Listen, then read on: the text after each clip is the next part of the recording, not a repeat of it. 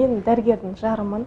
Басқа мамандықты көңілім қаламады. Дәрігерлер олар мынау Алланың жердегі әскері деп айтылған. Адамдар ақпаратты қайдан алу керек? Сырқаттанған болса, уролог маманына жүгінген дұрыс. Бұл дәрігерлер өте парасатты адамдар, жоғары білімді адамдар, және де күйзеліске шыдамды психолог адамдар. Енді оны кейбір түсінеді, кейбір түсінбейді. Адамдар дұрыс тамақтанбайды, дұрыс су ішпейді, таза су ішпейді, тұзды тағамдарды жиі қолданады. Айым болып тудың ба, күнім болып тудың ба.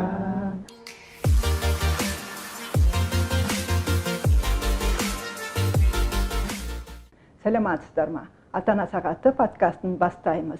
Бүгінгі тақырыбымыз дәрігерлерге арналады. Балаңыздың дәрігер болғанын қалайсыз ба? Бүгінгі қонақтарымыз Дастан Кенжерахманұлы, дәрігер, және Мейрамгүл Талғатқызы, инженер-технолог. Сәлематсыздар ма? Енді бүгінгі тақырыбымыз дәрігерлер дедік, дәрігерлерге байланысты. Сондықтан дәрігер деген сіздер үшін кім? Осы мамандықты не үшін таңдадыңыз? Осыдан бастайықшы, Дастан. Сәлематсыздар ма? Енді менің әкем дәрігер болған. Сондықтан дәрігер болу бала кезімде өзіме жақын болды. Мектеп бітіре сала медициналық институтқа түсу арманым болды. Сонда түсіп, әкемнің жолын қудық.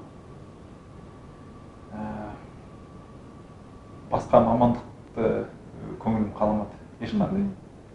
Мысалы үшін жанұямызда 3 бала болсақ, 3 баланың 2-еуі дәрігерміз. Мен және қарындасым. Інім басқа мамандықта таңдады, инженер. Сіз дәрігерліктің қай бағытын қазір ұстанып жүрсіз? Мен дәрігерліктің хирургия бағытын ұстанып бастадым. Хирургия саласында 9 жылдай іс атқардым. Кейіннен урология мамандығына ауыстым. Шетелден де оқып келдіңіз? Шетелде 1 жылдай урология саласы бойынша тәжірибе өттім. Өте жақсы. Сіз ше, Мейрамгүл, сіздің жолдасыңыз дәрігер. Мен дәрігердің жарымын. Жана соны өзім мақтан тұтам. Сұрақты қойып отырсыз ғой, дәрігер деген сіз үшін кім деп. Мен былай айталам, дәрігерлер олар мынау Алланың жердегі әскері деп айтылған. Мен сондай құрметпен қараймын дәрігерлерге. Өйткені адам баласы жаны мен тәні ауырып қиналғанда бір Алладан сұрап дәрігердің алдына келеді ғой. Сол кезде біздің мына ақ халатты абзал жандар мейірімдерімен, аяулы алақандарыменен бар білгендерін салып, адамның өміріне араша түсетін сондай адамдар. Өзімнің жолдасымда білікті маман, хирург, осы Астана қаласында бірталай жерде жаңағыдай ота жасап, көп адамдардың өміріне араша түсіп, аман алып қалған сондай білікті маман. Қазірде еліміздің, Қазақстанымыздың денсаулық сақтау саласына белсенді ат салысып, сондай жұмыстармен араласуда.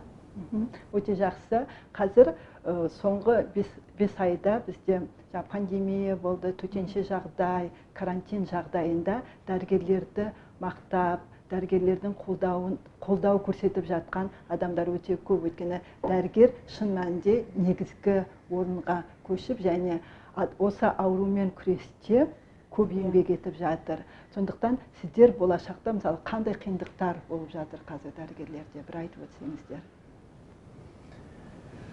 Дәрігерлерде қазір мысалы үшін мен Қазақстанда дәрігерлер өте қиын жағдай деп айтамын.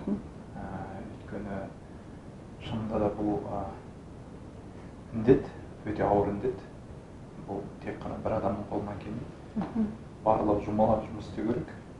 Тек қана дәрігерлер осыған араша түсіп жатса, ал аз. Сондықтан халық бүкіл ел болып жұмылып жұмыс істеу керек. Дәрігердің айтқан кеңестерін орындап, соны сақтап жүрсе, бізге де жұмыс аздау болады деп ойлаймын өзім. Сондықтан енді бағай дәрігерлердің айтқан сөздерін жерге тастамай, соны сәл болсын құлақ асып, маска тақ деген жерде маска тағып, қол жу деген жерде қол жуып, барма деген жерге қонаққа бармай солай жүрсе әрине індеттің басы бері қайтады деп ойлаймын. Дәрігерлерге көмек керек. Олар да адам, күні түні жұмыс істейді. Олардың да жанұялары бар дегендей. Әрине. Бұл жерде тағы бір нәрсені айтып кетейік. Дәрігерден адамдар өте көп нәрсені күтеді. Өйткені дәрігер, мұғалім деген мамандықтарды, мысалы, жалпы бір атаумен атасақ та, адамдар олардан көп нәрсені күтеді, және көп үміт күтеді. Сондықтан дәрігерлер айта алмайтын сұрақ, жауап бере алмайтын сұрағы болмауы керек деп ойлайды көп адам. Сондықтан дәрігерлер дегенмен енді дәрігердің саласы көп қой. Бірақ барлық дәрігерлерге тән және олар білетін нақты бір нәрселер бар ма? Әрине бар. Кез келген медицина қызметкер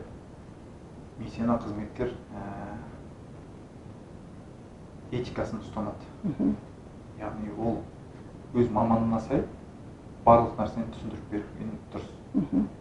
Білмеген жағдайда, білмейтін болса, ол өзінің мамандығына сай болмаса, оны, яғни сол маманды білетін, сол сырқатты білетін дәрігерге жіберген дұрыс, кеңесін алу үшін. Ал жалпылама айтқанда, мысалы үшін енді әр дәрігердің айтатыны, мысалы үшін дәрі-дәрмекте дәрігердің кеңесін ішпеңіз, үйде емделмеңіз. Онда енді жаттанды сөздер, бірақ оны бәрібір қанша дегенмен біздің халық. Білесіздер, үйде жатып алып, дәріні іше береміз, сырқаттансақ. Сондықтан біріншіден, егер дәрігер білмесе, бір кез келген жауапқа, ол өзінен жоғары тұрған, өзінің бастығы болсын, өзінің мұғалімі болсын, ол кісіден кеңес алып, сол науқасқа көмектесу керек. Дәрігердің тапшылығына байланысты шығар, мүмкін білмеймін. Кейбір кезде халық оны түсінбей жатады, теріс түсініп жатады. Сіз білмейсіз деп дәрігерлерге қарсы кінә тағып та жатады. Енді оның барлық дәрігерлер, мысалы үшін 7 жыл оқып, ештеңені білмейді деп айту қиын. Бізге, мысалы үшін, кезінде лекция оқыған доценттер, біздің біліміміз теңіздегі бір тамшы сумен тең дегенде өзіміз таңғалатынбыз, біз студент болып отырғанда. Егер олардың білімі сондай болса, біз кімбіз дегендей. Сондықтан адам болғаннан кейін ол барлық нәрсені біле алмайды. Белгілі бір саланы біліп, өзінің маманы бойынша айтып берсе, егер білмей жатса ғана басқа дәрігерге жібереді. Енді оны кейбір түсінеді, кейбір түсінбейді. Мен осы жерде қоса кетейін, негізгі дәрігерлер деген бұл сондай жауапкершілікті қалайтын мамандық. Бұл дәрігерлер өте парасатты адамдар, жоғары білімді адамдар, және де күйзеліске шыдамды психолог адамдар. Аурулар алдарына келгенде, жаңағы сұрап жатсыз ғой, ең бірінші қандай көмектеседі, нені білу керек деген. Дәрігерлердің барлығы психолог адамдар. Біріншіден, жаңағы өзіне баурап алып, сөзімен, ақыл кеңесіменен адамдарды солай бірінші жанын емдеп барып, содан кейін тәнін емдеу мақсат қой. Сондықтан қазір әрине мына індет келіп, бүкіл әлемде, елімізге келіп, даурығып жатқанда бір өзімнің түсінгенім, дәрежесі дәрігерлердің көтеріліп жатыр. Адамдар түсініп жатыр қазір. Байлықтың да, ештеңенің де керек емес, ең бірінші денсаулық екенін. Бар зор байлығымыз. Оны бізге беретін кім? Дәрігерлер. Сондықтан дәрігерлерді құрметтеп, сол кісілердің еңсесін көтеруге шақырамын мен халқымызды. Сонда барлығымыз жаңағы індеттен құтылып, бір-бірімізді сыйлап, бір жақсы деңгейге еліміз жетеді деп сондай үміттенемін. Өте жақсы. Мысалы, дәрігерлер өздеріне келіп, кеңес сұраған адамдарға түрлі кеңестер беріп жатасыздар ғой. Кейде, мысалы, дәлелді медицина бар, және халық емі бар. Сіз адамдарға берген кеңестеріңізді өз балаларыңызға да істейсіздер ме, жоқ әлде халық емінде қолданасыздар ма? Өте қиын сұрақ. Халық емі деп, мысалы үшін, кішік бала кезімізде үйде жүргенде баламыз үйде сүтті де май қосып беріп жатады апаларымыз. майымен денемізді сықылап та жатады. Ол мысалы үшін жөтел кезінде мына кішкентай болғанда грипппен ауырамыз. Сондай кезде көмектесіп те жатады. Әрине оны қолдануға болады. Бала кішігірім жөтеліп біраз нетіп жүрсе, сүтке май қосып берсе, оның ешқандай зияны жоқ деп ойлаймын. Бірақ енді кейбір адамдар осыны ем деп қабылдайды. Яғни адам температурасы бар, жөтелі бар. Бір аптадан аса сырқаттанып жатқан кезде осындай ем қолдану енді орынсыз. Сондықтан мысалы үшін біздің стандартты ем ондайда қолдану керек. Және сіз айтып өткендей қалай деп айтып едіңіз жаңа? Дәлелденді. Жоқ, дәлелді емес. Халық емі. Халық емі, халық емі деген сөз аузыма түспей тұр. Сол халық емін мысалы үшін кейбіреулер асыра сілтеп қолданып жатыр. Орнымен қолданып. Орын үстіне уақыт өтіп кетті. Бір апта жөтеліп жатыр, температурасы бар. Немесе аяқ ісіп кетті, сол аяқ ісіп кеткенге шөп қойып жата береді үйінде. Ол әрине дұрыс емес. Сондықтан біріншіден дәрігерге барған дұрыс. Егер ол жерге оның ешқандай яғни ота жасап қажет қылмаса, ешқандай қабыну процесі ары қарай өршіп кетпесе, ірің болмаса, әрине үйде жатып кішігірім дәрі алып компресс жасап емдеуге болады. Мен осы жерде қоса кетейін сөздің аузында. Дәрігерлерде итпен сүйектен жаралған адамдар, жанұясы бар, балаларымыз бар. Сондықтан бізде ауырамыз, балаларымыз ауырады. Сондықтан мен ана ретінде жаңағы медицина адамы емес, сондықтан жаңағы емін еркін айта аламын. Қай кезде орнымен дәлелді медицинаны қолданамыз, ол балаларымыз ауырғанда жаңағы дәрі-дәрмек береміз міндетті түрде. Осы жерде айта кететін мына екпе мәселесі. Қазір енді қоғамда қызу талқыға түсіп жатқан сұрақ қой. Дәрігерлер қайтып балаларына олар екпе сала ма, салмай ма деген сұрақтарды да оқып көріп жатырмыз. Мен айтамын, жолдасым дәрігер болғаннан кейін біздің екі ұлымыз бар. Олардың екеуі де егілген.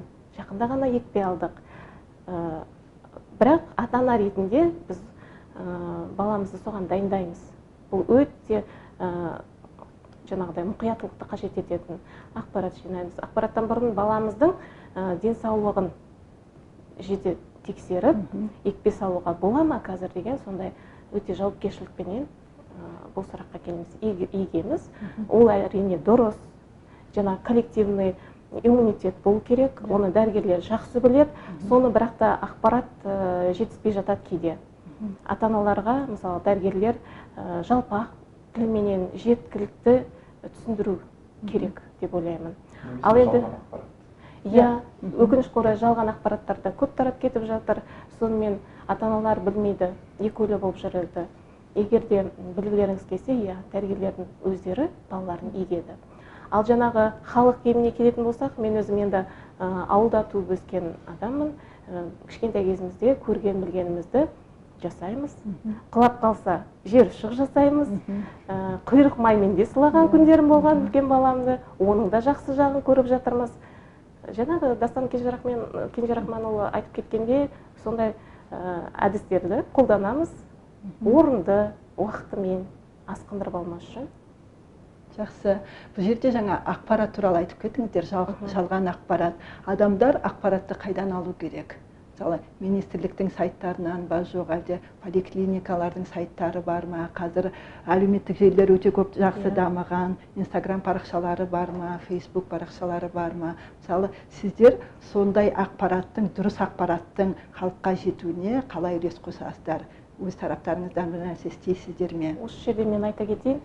Қазір енді жолдасым дәрігер, өзім де осы денсаулық саласына қазіргі таңда мына жағдайда атсалысып жүрмін. Қандай жағынан? Жаңағы бірінші кезекте дәрігерлерді қолпаштап, еңселерін көтеруге, моральдық түрде, басқа да керек жарақ дүниелермен көмектесіп жүрмін, қолымнан келгенше. Содан кейін бір түсінгенім, жаңағы ақпарат өзім қоғамдық желілерді қолға алып, әлеуметтік желілерді де атсалысып отырамын. Сонда түсінгенім, осыны пайдаланып, интернетті пайдаланып, Инстаграм, Фейсбук, барлық телеграм каналдарды бәрі қазір отырады, карантинге байланысты. Соны дәл қазір пайдаланып, ақпарат беру керек екен. Соны түсіндім, өзім енді атсалысып жүрмін, соны қолға алып. Бар поликлиника, емханаларында, ауруханаларында барлық жаңа қоғамдық желілерде парақшалар бар. Содан ақпарат алуға болады. Сіздерде ше жаңағы урология саласында қайдан алады адамдар ақпаратты? Урология саласында урологтан алған дұрыс. Жеке барып қабылдауынан, интернеттен қарапайым халық медицина саласында медициналық қызметкері емес халық оны дұрыс қабылдамайды деп ойлаймын. Яғни әр емнің өзінің шегі бар, қай уақытта тоқтату керек. Әр дәрінің өзінің дозасы бар, адамға байланысты.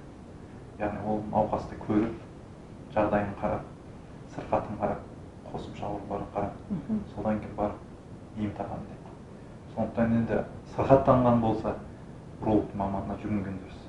Тікелей барып, яғни поликлиника болсын, немесе жеке уролог кабинеті болсын, барып сондан алған дұрыс.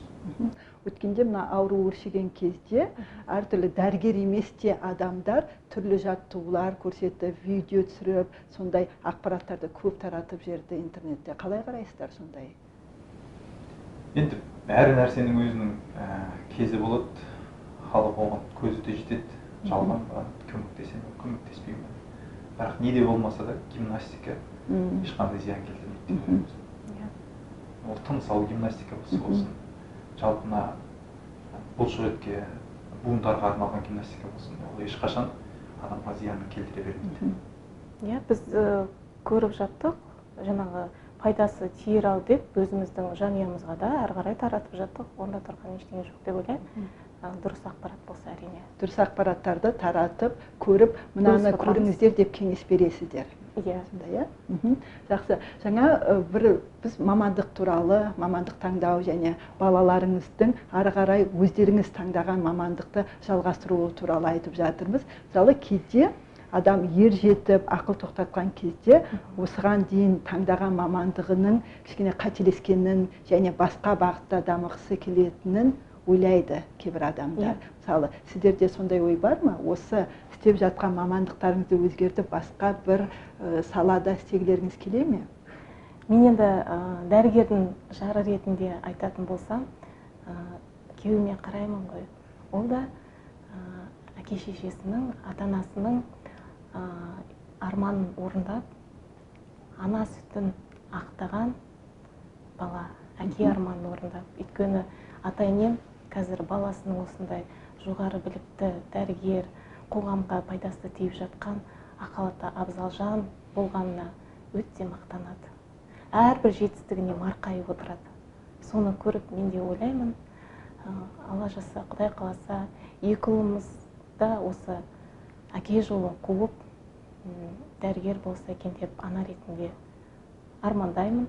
Ал енді жеке өзіме келетін болсам, қазір енді қарап отырсаңыз, денсаулық саласында көбіне әйел адамдар, соны ойлай келе, неден басталады ол? Кішкентай баланың арманынан басталады.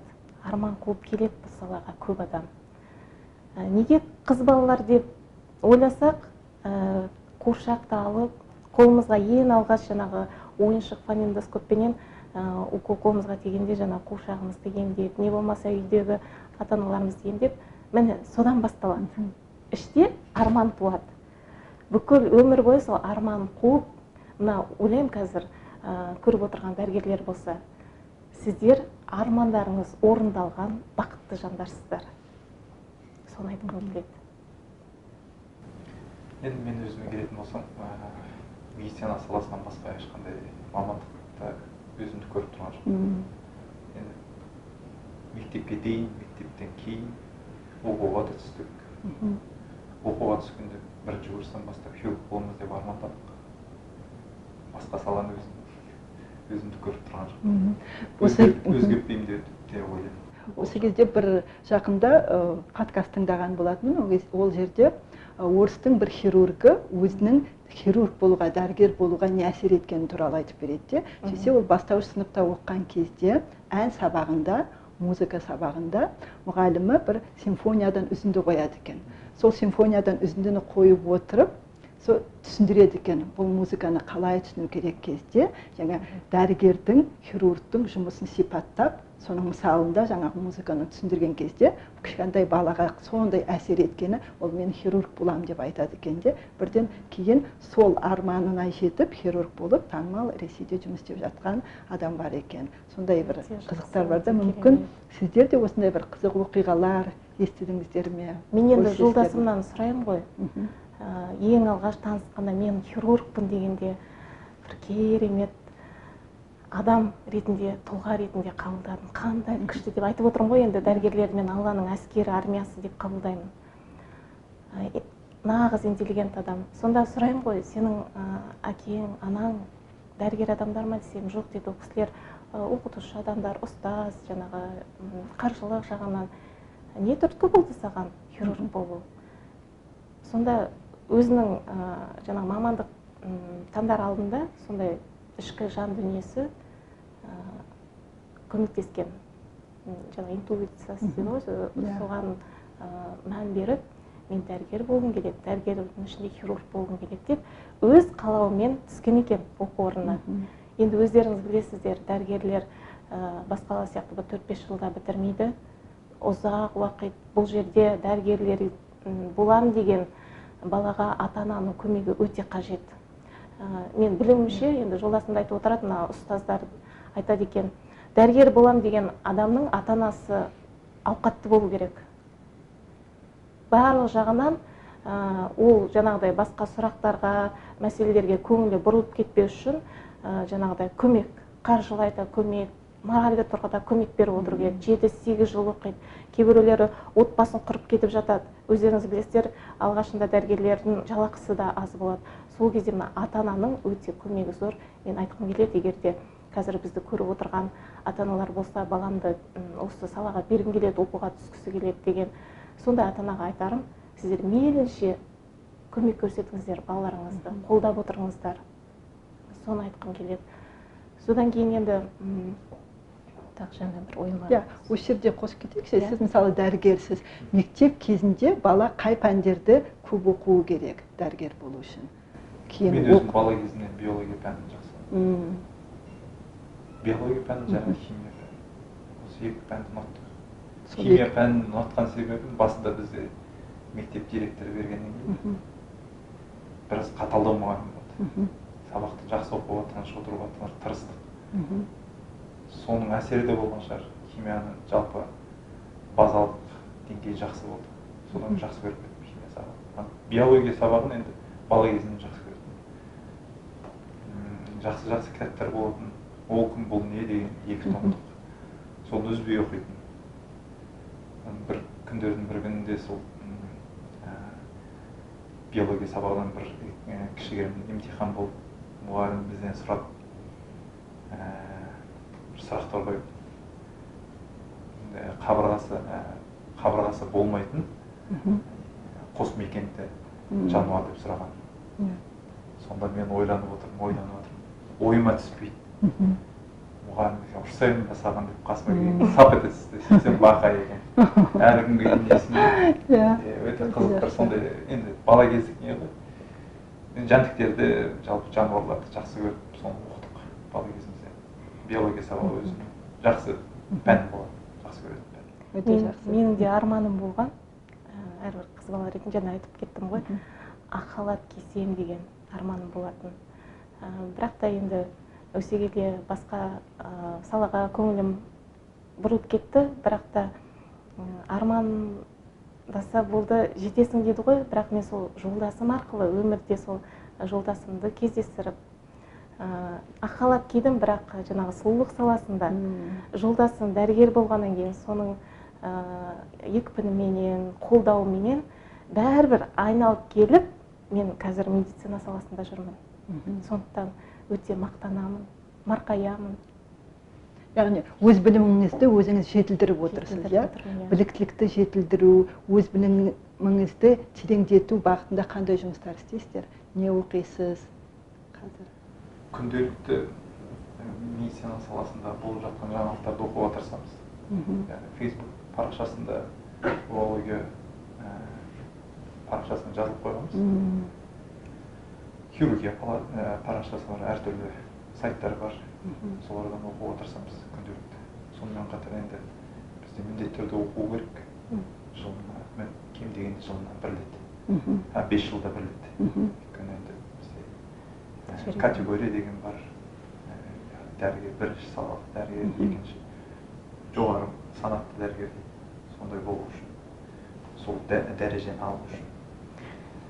Сондықтан енді медицина саласы бір орында тұрмайтын сала, күнделікті оқу керек, кітапты қолдан жібермеу керек.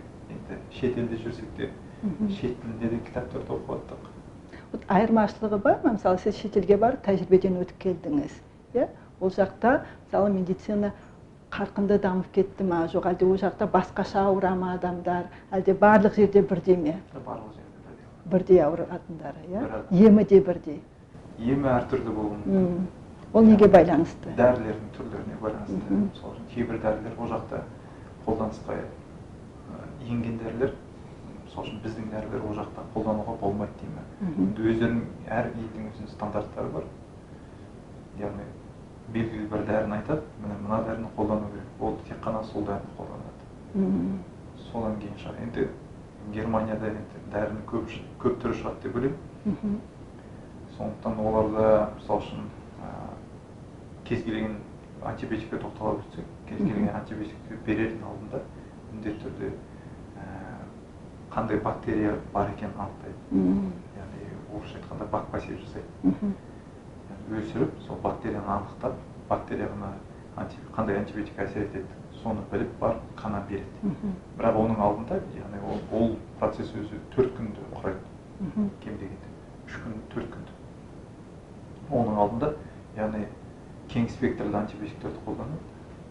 Біз бөліп жүрген цефтриаксон, цефтосидин деген дәрілерді қолданып жаттық та ол жақта. Ол сіз өз салаңыздағы ауруға байланысты айтып жатсыз ғой, иә? Антибиотик.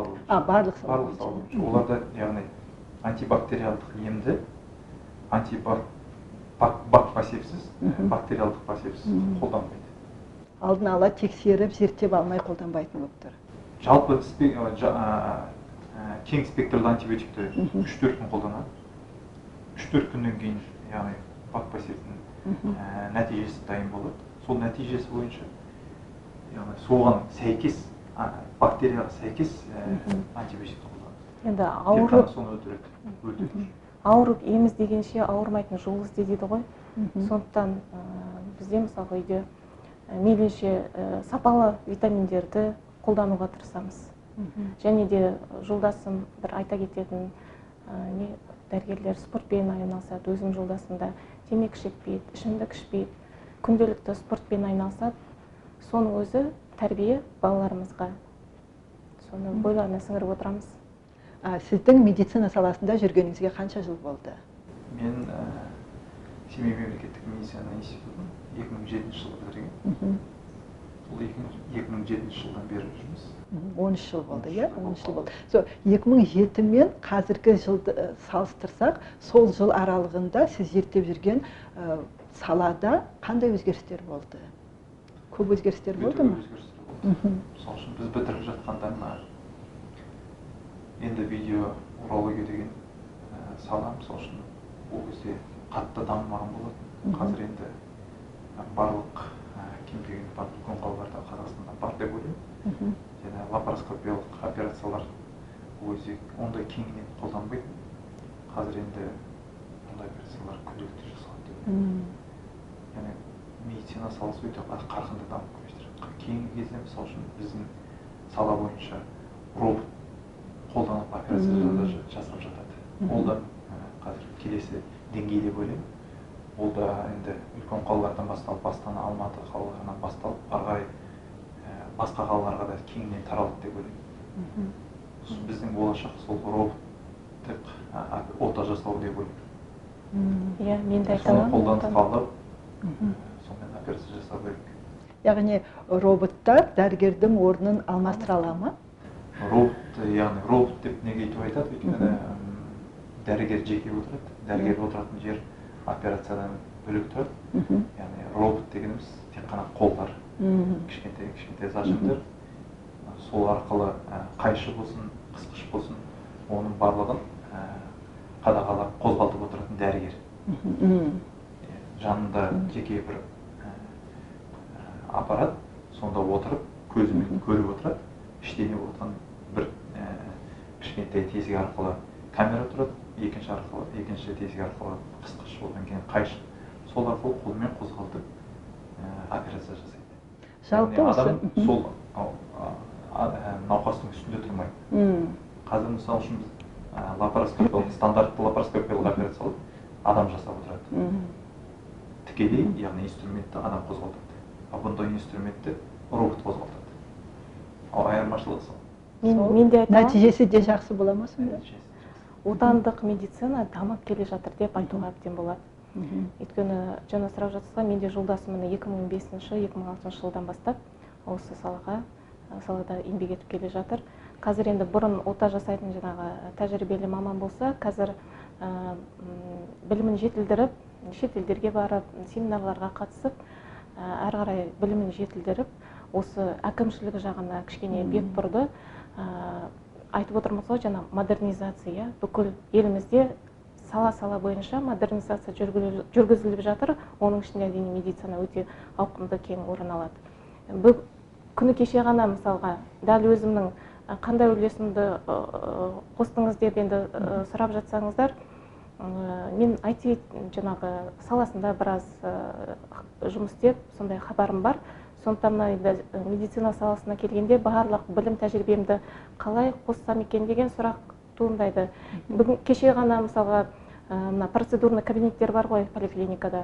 Сол жерде қан тапсыруға келіп анализ тапсырады. Сол кезде мына біздің медбикелердің жұмысы өте көп. Жаңағы қағаз бетіне бірінші толтырады, оны қанды алып ананы жазады. Сол жұмысты жеңілдетуге болады екен. Ол қалай? Кеше ғана барып, қазір сканер, штрих-коды дейді ғой, сондайды медицина саласына енгізіп жатырмыз. Біртіндеп нәтижесін кейін айта аламыз. Ол қандай пайдасы бар? Не істейді? Ол жаңағы бәрімізде куәлік бар, жеке куәлік. Соныменен пациент келеді, қан тапсыруға, анализ тапсыруға. Сол жаңағы сканер өте көмектеседі. Қолданып, жаңағы барлық ақпарат программада, компьютерде шығады медбикенің. Жаңағыдай қолменен толтырып жатпайды. Бірақ алдымен сол бүкіл ақпаратты енгізу керек қой. Содан кейін жаңағы тағы бір не, пробиркаға қанды толтырып алады ғой, сол жерде штрих-код болады. Сол жерге де бұрын қағазға жазып, оны қағазды пробиркаға орап, сөйтіп лабораторияға жібереді екен. Ал енді көрдіңіз ба, бұл сканердің ең программаның бір несі, сол жұмыстан арылады, қолдары босайды. Және де лабораторияға барған кезде ол жерде бүкіл ақпарат жаңағы программаменен компьютерлерінде шығады. Нәтижесі дайын болған кезде сол код арқылы адамның емханаға, дәрігерге жолдама берген, сол кісіде тұрады нәтижесі. Көрдіңіз бе, қандай жақсы жұмысты жеңілдетеді. Сондай дүниелерді іске асырып жатырмыз. Ол енді халық бағалайды, ол бағалайды деп ойлаймыз. Әрине, ғылымның дамуы, жалпы медицинаның дамуы, технологияның дамуы адамды алға қарай жылжытып жатыр, алға қарай дамып жатыр. Қалай ойлайсыздар, ауруды жеңуге бола ма? Жалпы бүкіл, мен бұрын ойлаймын, балалық арман, мүмкін дамыған кезде технология болсын, ғылым болсын, дамып, барлық ауруды жеңуге болады. Бола ма, жоқ болмай ма? Енді, олай айтқанда, қазіргі жақын арадағы бір 10 жылдықта ол барлық мәселе шешіледі деп айтамын. Мүмкін 100 жылдықта шешілуі мүмкін. Енді адам жеңе алмай жатқан аурулар көп. Қайта басқа да аурулар шығып жатыр, мысалы, соңғы коронавирустың да өзі. Онкологиялық аурулар, вирус аурулар, қант диабеті болсын, мысалы үшін. Қайдан пайда болады? Неге жаңа аурулар шыға береді? Енді оны көбінесе микробиологтар дұрыстап сөздер айтатын шығар. енді тек қана урология саласы бойынша айта кететін болсақ енді көбінесе енді бізде енді тас ауруларға урологияда бүйрек тас ауру дейді. Диетадан көбі. Адамдар дұрыс тамақтанбайды, дұрыс су ішпейді, таза су ішпейді, тұзды тағамдарды жиі қолданады. Сондықтан бүйрегімізде кішкентай кристалдар пайда болып, кристалдан ол кейін шөгіп тасқа айналады. Осы туралы нақтырақ айтып кетсеңіз, тамақтану және су туралы. Дәл осы жерде кешіріңіз, сөзіңіз аузыңызда қай сұрақты қойғыңыз келіп отырған түсініп қойдым. Өйткені мен жалпы бірінші жоғары білім бойынша мен қоғамдық тамақтандыру саласының инженер-технологымын. Соны өмірде қолданамын. Айтып отырсыздар, ас адамның арқауы дейді. Бірінші жеп отырған тағамымыз құнарлы болу керек, дұрыс болу керек, сапалы болу керек. Ең мәселе сода ғой, тазалық. Тазалық денсаулық кепілі дейді. Жаңағы тамақтану. Үйде де, мысалға, үй шаруасында жүрген әйел адамдарға отбасылы айтарым, соған көп көңіл бөлсеңіздер, құнарлы болуына. Сонда адамның иммунитеті де мықты болады. Мысалы, таза су сіздер қалай кеңес бересіздер? Мысалы, сіздің алдыңызға келді, адам келді, оның бүйрегі ауырады екен. Мысалы, енді қандай диета ұстан, не деген кеңестер бересіздер? Мысалы, бүйректің ауруының түрлері көп. Қабылдың ауруы бар, тас ауруы бар, басқа аурулар бар деген. Енді жалпы біз бүйрек ауруымен түсіп бізге емделіп болғаннан кейін, науқастар шыққаннан кейін науқастарға беретініміз, кеңес беретініміз, ең біріншіден таза суды жиірек ішіп тұру керек. Күніне енді кем дегенде яғни тас ауруымен, бүйрек тас ауруымен ауырған науқастарға 2 литрден кем болмаған дұрыс. Таза судың ғана мөлшері. Сондықтан тұзды тағамдар, екіншіден тұздық тағамдарды азайту керек. жалпы тұзды қолданбау керек. Тұздық тағамдарды азайту біраз қиындау. Бір жағынан құрт та бар, қазы қартаң бар, тағы да басқа тұзды тағамдар жеткілікті. Бірақ уақытша осының бәрін тия тұрған дұрыс. Мен айтайын, жалпы адам денсаулығы үшін бәрін істеу керек деп ойлаймын. Біз мысалға жанұямызда мына шайдан бас тарттық. Сүт қосылған шайдан. Қазір ыстық су, кипяток дейміз ғой, ішіне лимон қосып, солай жолдасымды да солай үйреттім, өзімде. Ешқандай бас ауру деген бір қажеттілік туындамайды екен. Соны айтсам деп. Мысалы, суды адам көп ішу керек. Теориялық тұрғыдан бәрі біледі, бірақ оны өмірде, практикалық тұрғыда оны жүзеге асырмай жатады. Соны адам өзінде қалыптастыру үшін не істеу керек деп ойлайсыздар? Мысалы, сіздер өздеріңіз 2 литр су ішесіздер ме? Мен де өзім күніне 2 литр суды ішетін шығармын. Өйткені күнделікті тамақтан кейін су ішіп отырмын. Өзім бір бала кезіндегі әдетім, қанша тамақ ішсем де, қанша шай ішсем де, дастарханнан тұрғаннан кейін 1 кесе су ішемін. Ал мен айтар едім, негізі сауды суды көп ішетін адам емеспін. Бірақ та қазіргі мына телефонда да приложениялар бар ғой, не бір уақытыменен саған хабарламай беріп тұрады, қазір су ішуің керексің деген. Соны қондырып алып, сол мені үйреткен. Қолданысқа енгізу керек, пайдасы өте зор. Сондықтан суды ішіп үйрендік. Адамдар өз денсаулығына өздері жауапты. Әрине. Оны асқындырып алмау керек. Дәрігерлерге де ол өте көмек. Жаңағы неге мына өмірден кетіп жатады ғой, енді онсыз болмайды медицина болғаннан кейін. Мен бұл жерде айта кететінім жаңағыдай дәрігерлерді мейлінше қолдап отырсақ, қоғамда сондай бір әдет қалыптасып кеткен, егерде бір зиян тиіп кетіп, өмірден қайтып кетіп жатқанда, дәрігерлерді жерден алып жерге салып жатады. Ол дұрыс емес. Ал сол бір дәрігер қанша мыңдаған адамдардың өмірін аман алып қалып жатады. Бірақ бір нәрсе, жаңағыдай бір адам кетіп қалса, бүкіл абыройын төгіп жібереді. Ол енді жұмыс болғаннан кейін қателеспей тұрмайды. Бұл жерде де қателікті емес, бәлкім сол ауру адам асқындырып келеді, факторлар бар, асқындырып келеді. Сол жағынан жаңағыдай өте адамдардың көмегі болады. Сіз өте жақсы сұрақ қойып отырсыз. Мына аурулардан құтылуға бола ма деген, сондай күн туа ма басымызға деген. Мен как оптимист адам ретінде айтар едім, болады. Оның бәрі жаңағы ойымызға байланысты. Ойымыз түзу болу керек, ниетіміз түзу болу керек. жаңағы өмір сүру салтымыз түзу болу керек, ішіп отырған асымыз жақсы болу керек. Сонда ғана жаңа психологиялық түрде біздің ойымызда бәріміз жақсы болғанда біз ауырмаймыз, иммунитет мықты болады. Біздің ол ішкі жан дүниемізге байланысты. Жақсы. Енді ең соңғы сұрақ қояйын, сіздерге балаларыңыздың дәрігер болғанын қалайсыздар ма? Енді балалар өздері шешеді деп ойлаймын, өсе келе. Бірақ қазір үлкен қызым талпыныс бар деп ойлаймын. Кейбір кезде айтып қалады, дәрігер боламын деген ойлары бар. Жақсы. Енді үйде дәрігер болғаннан кейін өзі ойы бар негізі. Ұлымның әлі белгісіз. Ұлым онда. Мен енді ата-енеме қараймын, ол кісілердің ұлдары енді дәрігер болып отыр ғой. Марқайып, қуанып отырғанда мен өзім ойлаймын, мен де шіркін солай. Екі ұлымның біреу болса да дәрігер болып, ақ халатта абзал жан болып отырса, мен де сол күнге сондай сәтте енем сияқты қуанып отырсам, баламның дәрігер болғанына деп. Сонда енді қазір қолымда кішкентай балам бар, бөпем бар. Бір қазақта жақсы ән бар ғой, соны Дастан екеуміз айтып жіберсек. Иә, жақсы. Иә? Бастай бер. Айым болып тудың ба, күнім болып тудың ба, әке жолын қудың ба, ата жолын қудың ба деп өлең айтып отырып, сонда өзіме ой келеді, армандаймын. Ұлым сондай, әкесі сияқты әке жолын қуып дәрігер болса екен деп. Өте жақсы. Бүгін ата-ана сағаты подкастында дәрігерлер туралы айттық. Балаңыздың дәрігер болғанын қалайсыз ба? Бүгінгі қонақтарымыз Дастан Кенжерахманұлы, дәрігер, және Мейрамгүл Талғатқызы. Сіздерге көп рахмет. Жолдарыңыз болсын, бақытты болыңыздар. Сонымен ата-ана сағаты подкасты аяқталды. Сау болыңыздар.